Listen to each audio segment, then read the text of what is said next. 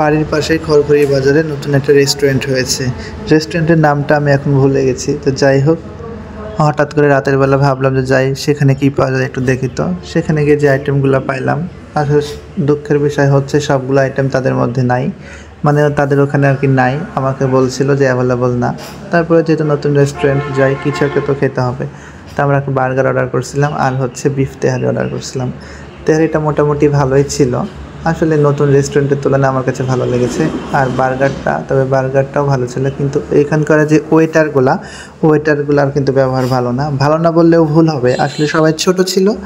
আর অন্যান্য রেস্টুরেন্টে যারা, তারা মানে প্রশিক্ষণপ্রাপ্ত, আর এরা আসলে নতুন, সেজন্য। তবে এদের অনেক কিছু শিখতে হবে, সেটা হচ্ছে ক্লায়েন্টের সাথে কীভাবে কথা বলতে হয় এবং কীভাবে সার্ভিস দিতে হয়। আর আমার মনে হয় যে টিস্যু বক্স রাখা উচিত। তো সব মিলিয়ে কিন্তু ছোটোখাটো ভুলগুলো এই জন্যই ধরলাম। জীবনে অনেক রেস্টুরেন্টে গেছি, হয়তো আরও যাব। তবে আপনাদেরও নতুন বিজনেস, সেজন্য এখান থেকে আপনাদের কিছু শিক্ষা নিতে হবে। আপনারা 2-4টা রেস্টুরেন্টে ঘুরবেন, দেখবেন তারা কেমনভাবে সার্ভ করে, তাদের ব্যবহার কেমন এবং তাদের সিস্টেমগুলো কেমন। এখানে রাগ করার বিষয় নাই, আপনারা রাগ করবেন না। আর হ্যাঁ, যারা নতুন আছেন এখানে, তারা অবশ্যই এখানে যাবেন। আর খাবারগুলো কিন্তু আসলে ভালো ছিল, খাবারের কোনো দোষ নেই। তো আজকের ভিডিও এই পর্যন্ত। সবাই ভালো থাকবেন, সুস্থ থাকবেন। আল্লাহ হাফেজ।